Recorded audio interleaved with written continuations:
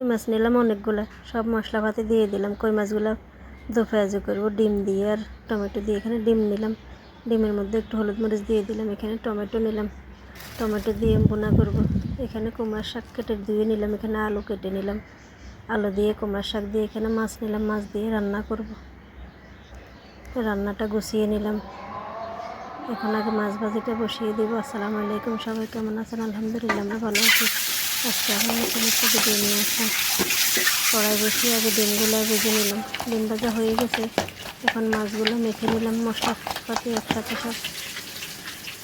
এই যে মাছগুলো মাখা হয়ে গেছে, ভালোভাবে মেখে নিলাম।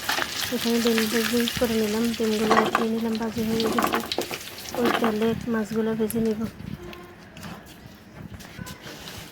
এই যে অনেক সুন্দরভাবে মাখানো হয়ে গেছে। এখন মাছগুলো দিয়ে দেবো তেলের মধ্যে। অর্ধেক দিলাম, বাকি অর্ধেক পরে ভেজে নিব। এখানে এখন কুমড়ার শাকটা রান্না বসিয়ে দেবো। কড়াই বসিয়ে তেল দিয়ে দেবেন, তেল গরম হয়ে গেছে। এখন এক এক করে মশলাগুলো দিয়ে দেবো। মশলা দেওয়া হয়ে গেছে, মশলাগুলো এখন ভালোভাবে কষাবো। মশলা কষানো হয়ে গেছে, এখন পানি দিয়ে দেবো। দিয়ে দিলাম মাছ, মাছ দিয়ে একটু মিক্স করে নিলাম মশলার সাথে। বেশ কিছুক্ষণ কষিয়ে নেব। এদিকে মাছটাও ভাজা হয়ে আসছে, একটু উল্টিয়ে দিলাম।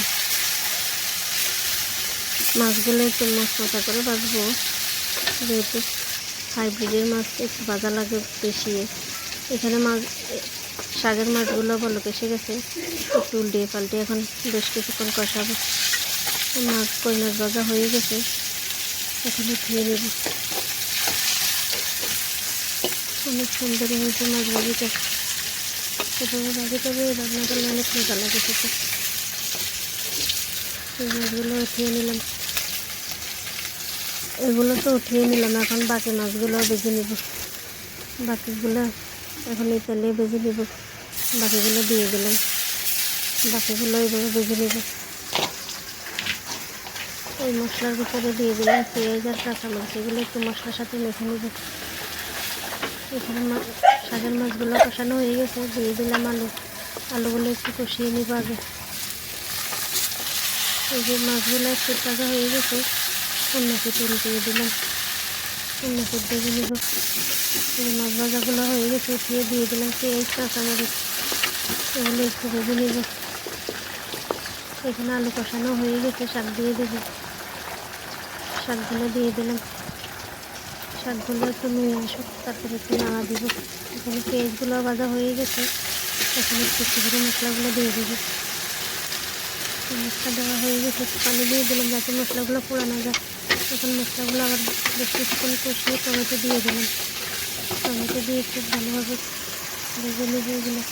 এখানে কুমড়ার শাকগুলো নিয়ে গেছে, এখানে দিলাম। কুমড়ার শাকটা অনেক সুন্দর হয়েছে কালারটা।